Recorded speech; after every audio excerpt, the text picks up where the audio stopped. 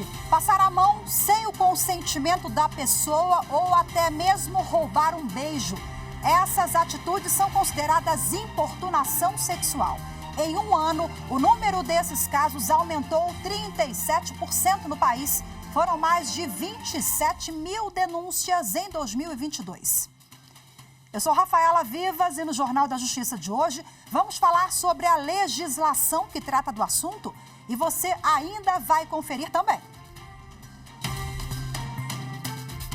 Novo ministro do Supremo Tribunal Federal, Cristiano Zanin, assume cargo com a relatoria de mais de 500 processos. Plenário virtual. Ministros do STF começam a analisar se o ministro André Mendonça poderá participar do julgamento sobre o marco temporal para a demarcação de terras indígenas. E ainda, com a autorização da Justiça, a Polícia Federal faz operação contra suspeito de ameaçar o presidente da República.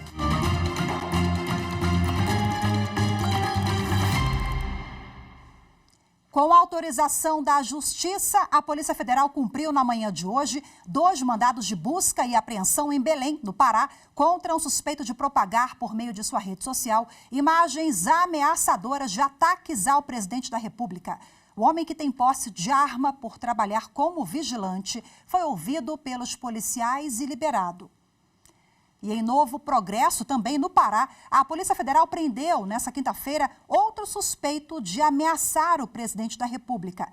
Dessa vez, é um fazendeiro que mora na região. Segundo a Polícia Federal, o suspeito disse que participou dos atos de 8 de janeiro em Brasília e teria invadido o Salão Verde da Câmara. O fazendeiro vai responder pelos crimes de ameaça, incitação ou preparo de atentado contra a pessoa por motivos políticos.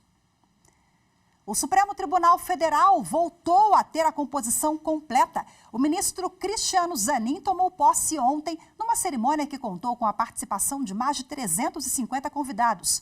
Zanin passa a ser o mais jovem ministro do STF e já tem mais de 560 processos sob sua relatoria.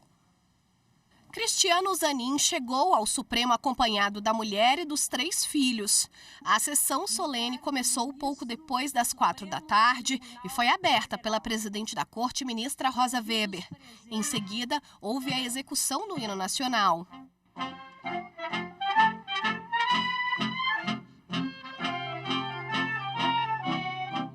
O novo integrante do STF já era conhecido dos demais ministros.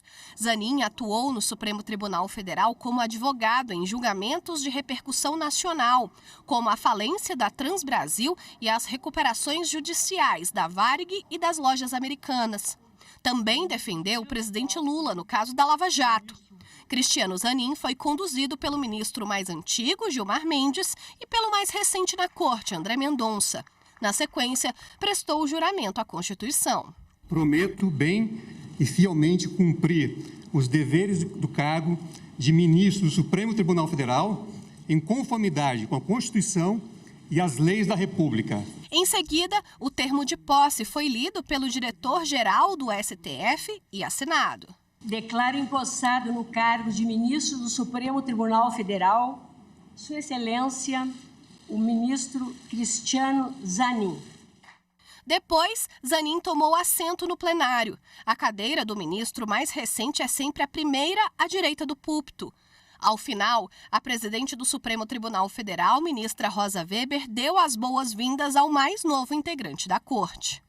A cerimônia de posse de ministro no Supremo Tribunal Federal não comporta espaços para discursos, mas eu, na condição de presidente do Supremo Tribunal Federal, em nome de todo o colegiado, quero dar a Vossa Excelência as boas-vindas, desejando-lhe muita felicidade no exercício da jurisdição constitucional.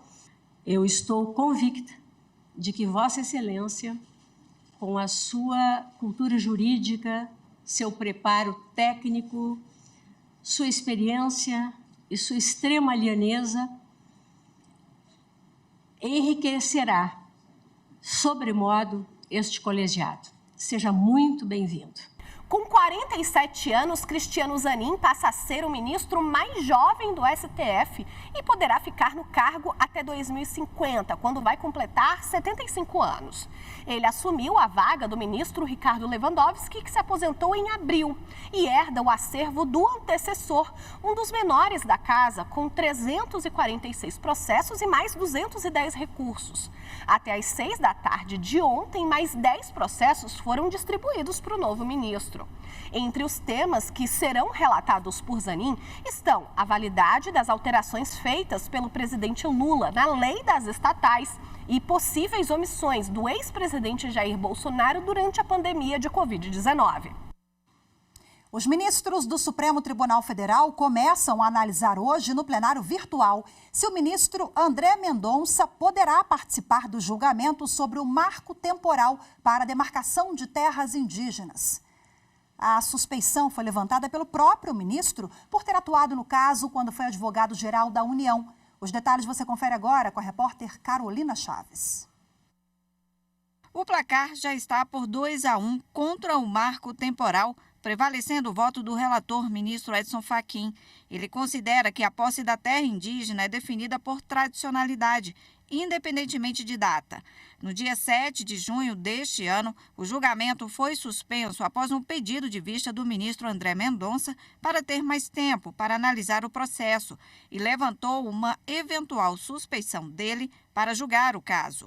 A dúvida do ministro é porque ele atuou no processo como advogado-geral da União no governo de Jair Bolsonaro, assinando uma manifestação. Por causa da suspeição, o ministro propõe participar do debate sem votar no caso concreto, apenas na tese de repercussão geral a ser definida. A questão de ordem deve ser analisada até o dia 14 deste mês. O julgamento sobre o marco temporal será retomado quando o ministro André Mendonça liberar o processo, o que deve ocorrer antes da aposentadoria da presidente do STF, ministra Rosa Weber, em outubro. Em Mato Grosso, o Centro Judiciário de Solução de Conflitos e Cidadania da Chapada dos Guimarães firmou mais de 70 acordos só no primeiro semestre deste ano. As conciliações estão ajudando na resolução de conflitos. Você acompanha agora a reportagem de Maritza Fonseca. O professor Névio Benedito de Souza Neves conseguiu resolver o problema da venda de um terreno realizada em 2019 pelo pai que faleceu em 2021. Com a morte do patriarca, o Névio passou a cobrar parte do valor que ficou em aberto, mas as tentativas não tiveram êxito.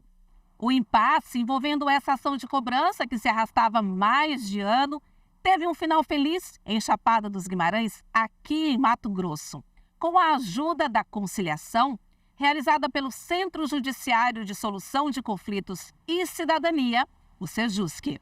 Foi de grande importância, porque se nós não tivéssemos chegado a um acordo, nós teríamos que usar de outros artifícios da jurisprudência ou do jurídico, né? Para que a gente entrasse com um processo físico, coisa assim. Aí já teria advogado no meio, aquela coisa toda. E ali foi apenas uma conciliadora que fez com que nós chegássemos a um acordo.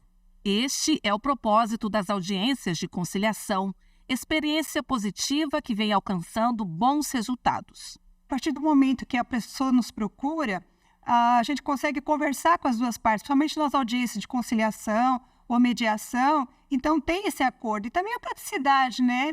Por ser mais rápido, a pessoa não tem todo aquele trabalho, gastar com advogados, e aqui consegue resolver mais rápido e isso é homologado também. No primeiro semestre deste ano, o Sejusc da comarca firmou 71 acordos. Além das audiências de conciliação dos processos judiciais, atendimentos e orientações, o Centro Judiciário de Solução de Conflitos também tem focado ações na justiça restaurativa, como os círculos de paz. A vantagem é que a pessoa procurando o Sejusc, ela vai obter informação, um tratamento acolhedor, né?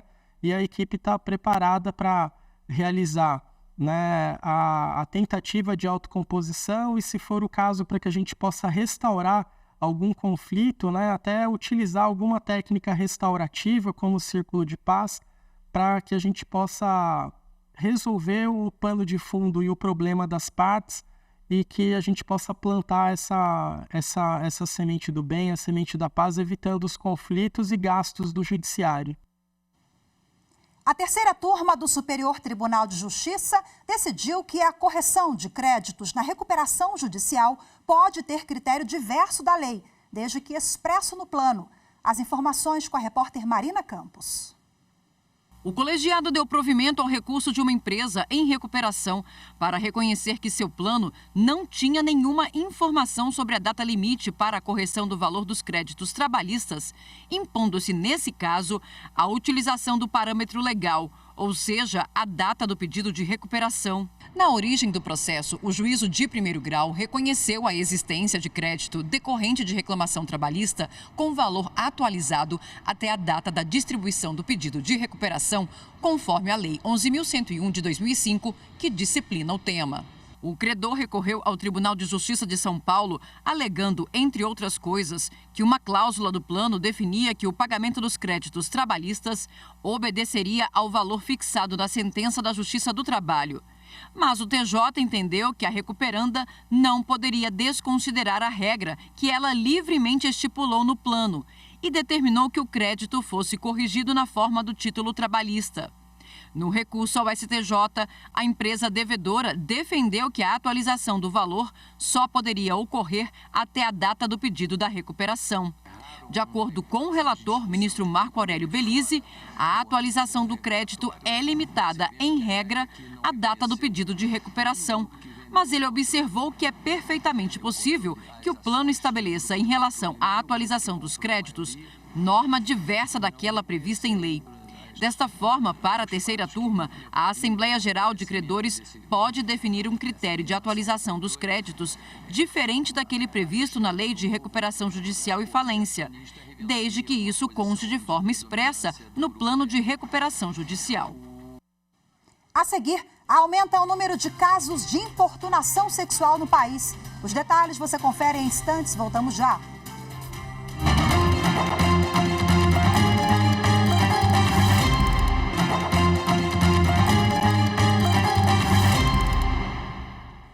Marcos Camacho, o Marcola, considerado líder da organização criminosa PCC, primeiro comando da capital, passou hoje por exames de rotina. Ele foi levado do Presídio Federal em Brasília, sob forte esquema de segurança, para o Hospital Regional do Gama, que fica na região administrativa do Distrito Federal. Marcola fez exames de sangue e endoscopia. Ele está preso na capital federal desde janeiro deste ano. O número de casos de importunação sexual no Brasil aumentou 37% em um ano. Comportamentos criminosos, como passar a mão no corpo ou beijar alguém sem consentimento, por exemplo, tiveram mais de 27 mil denúncias registradas nas delegacias do país. A reportagem é de Evne Araújo. O circuito de segurança mostra uma mulher andando no canto de uma pista. Segundo depois, um motociclista, sem o menor pudor, passa a mão no corpo dela e vai embora. O caso foi em Fortaleza, no Ceará. Em Teixeira de Freitas, na Bahia, esta outra câmera, também instalada na rua, flagra uma moça que anda pela calçada. Um ciclista chega de repente e também apalpa a vítima, sem medo de ser pego. Já em Ponta Grossa, no Paraná, o agressor só foi identificado porque caiu da moto depois de tocar uma pedestre sem consentimento. Nas três situações ocorreram o mesmo crime, importunação sexual, inserido no Código Penal em 2018 para coibir e punir atos abusivos que causam constrangimento à vítima. A pena prevista é de 1 a 5 anos de reclusão e pode ser aumentada se o delito for praticado em transporte coletivo, em festas ou em locais com grande concentração de pessoas. O número de casos de importunação sexual registrados no país teve aumento de 37% em um ano. Foram 27.500 denúncias em 2022 contra 19.900 em 2021. Os dados são do Anuário Brasileiro de Segurança Pública. São Paulo, Minas Gerais e Paraná foram os estados com a maior quantidade de ocorrências. A maior parte das vítimas são comprovadamente mulheres, mas nem sempre o crime é denunciado na delegacia, o que impede a identificação e a punição do criminoso. Outro canal de denúncia é o Disque 100, o serviço da Ouvidoria Nacional dos Direitos Humanos. Além disso, é essencial que a sociedade se mobilize para combater esse tipo de violência, promovendo a cultura do respeito e da igualdade de gênero. E para repercutir o assunto, a repórter Evne Araújo conversou com o advogado criminalista Rodrigo Vilela Veiga. Vamos acompanhar. Doutor, muitas pessoas confundem assédio sexual e importunação sexual. Qual a diferença entre os dois? Perfeito. O crime de importunação sexual está previsto no artigo 215, letra A do Código Penal, e se refere a uma situação em que o agente criminoso pratica algum tipo de ato libidinoso contra a vontade da vítima, com o fim de satisfazer sua própria lascívia. É importante dizer que este crime é um crime intermediário, com pena de 1 a 5 anos, caso a infração não constitua crime mais grave. Como assim? Caso o sujeito, para este ato sexual, utilize de violência ou grave ameaça, o crime sai da importunação e vira estupro, artigo 213. Já o crime de assédio sexual, talvez seja o crime que as pessoas mais erram.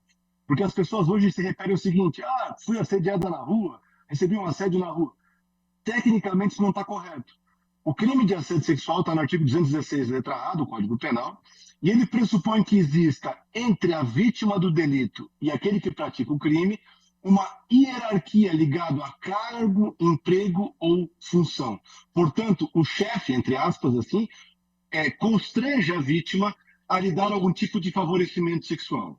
Este crime é um crime menos grave do crime de importunação sexual, com pena de 1 a 2 anos apenas. É importante esclarecer que no crime de assédio sexual não há atos sexuais, apenas o constrangimento com o fim de obter o ato sexual. Basicamente, essas são as diferenças. Doutor, e uma pessoa que é pega em flagrante cometendo uma importunação sexual, ela pode pagar fiança? Ela pode arcar com os custos de deixar a prisão e responder o processo em liberdade? Perfeito. Na verdade, a questão da fiança é uma questão interessante.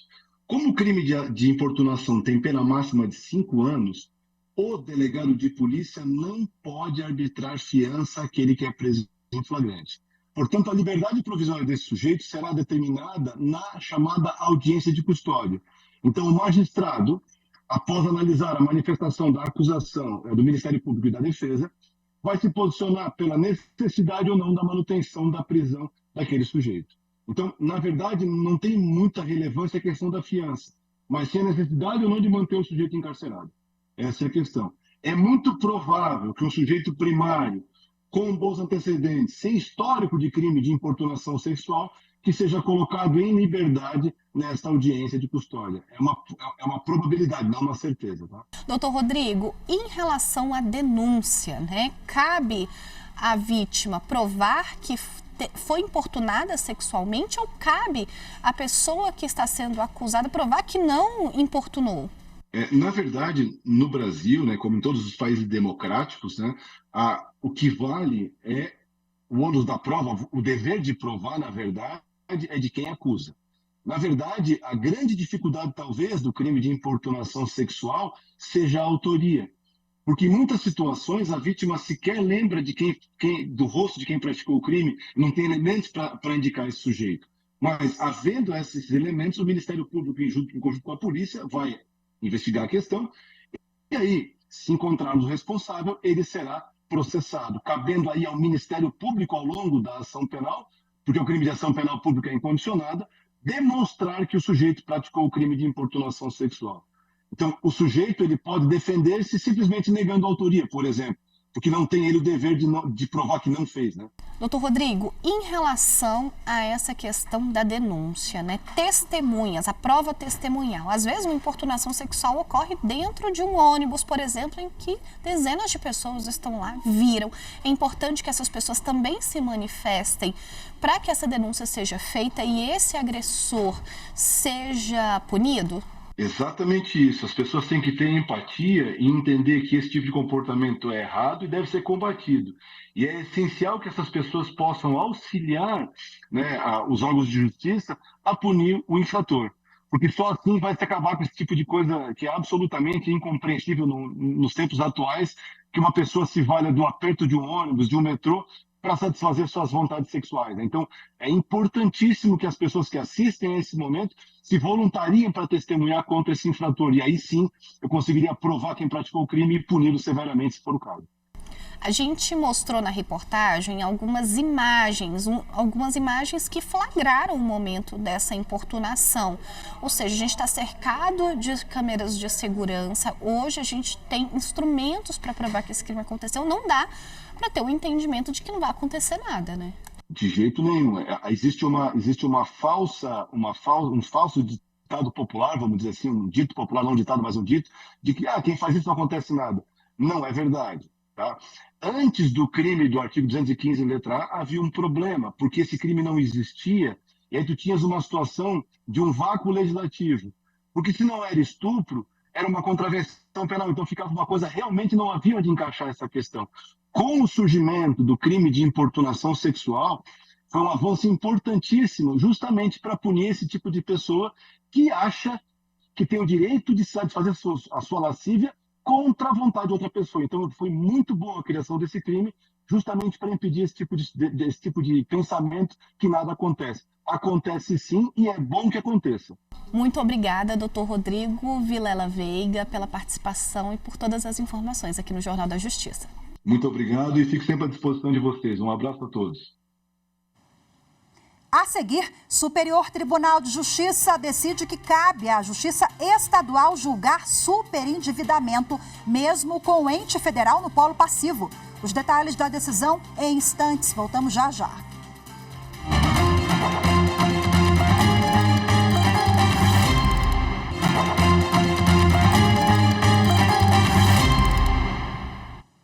A equipe da Fiscalização Preventiva Integrada do Rio São Francisco, em Sergipe, encontrou quase 20 mil litros de agrotóxicos e 2 toneladas do produto granulado em condições irregulares em uma usina no município de Japoatã.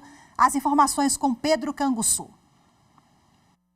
A equipe flagrou a reutilização e o descarte irregular das embalagens, o que representa risco significativo ao meio ambiente e à saúde da população.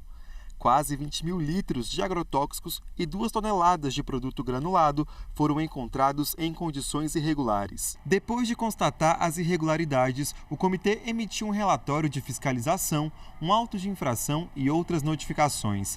As ações têm o objetivo de garantir a devida responsabilização dos envolvidos e a correção das práticas inadequadas. Embora o uso do agrotóxico não seja proibido, a equipe de fiscalização destaca que o uso do produto seja feito de forma responsável e segura, acompanhado de um profissional habilitado. A fiscalização preventiva integrada vai continuar com a atuação em Sergipe, com o objetivo de garantir a segurança e a conformidade das atividades que impactam o meio ambiente, a população local e os trabalhadores. O Superior Tribunal de Justiça decidiu que cabe à Justiça Estadual julgar superendividamento, mesmo com o ente federal no polo passivo. Confira na reportagem de Marina Campos. Para o colegiado, em casos de processos de repactuação de dívidas previstos no Código de Defesa do Consumidor, a competência para julgar é da Justiça Estadual ou Distrital, mesmo nas hipóteses de um ente federal integrar o polo passivo da demanda. No caso analisado, o consumidor ajuizou uma ação de repactuação de dívidas com base no conceito de superendividamento previsto no Código de Defesa do Consumidor. A demanda envolveu várias instituições financeiras, entre elas a Caixa Econômica Federal, e requereu a limitação dos descontos em R$15 mil por mês. Constatada a presença da Caixa Econômica Federal no polo passivo, o juízo distrital declinou a competência do caso para a Justiça Federal. Por sua vez, o juízo federal suscitou conflito e destacou que a demanda de repactuação de dívidas diz respeito à situação de insolvência civil, o que seria uma exclusão à regra prevista na Constituição para a competência federal.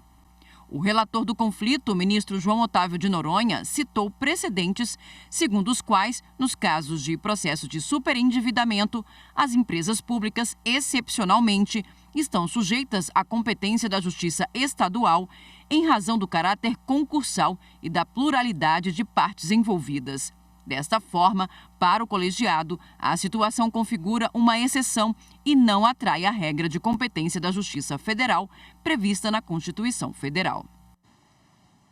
Neste domingo, 6 de agosto, eleitoras e eleitores de 2 cidades brasileiras voltam às urnas para eleger novos prefeitos e vice-prefeitos. As eleições suplementares vão acontecer em Cachoeira Alta, no estado de Goiás, e também no município piauiense de São Lourenço do Piauí.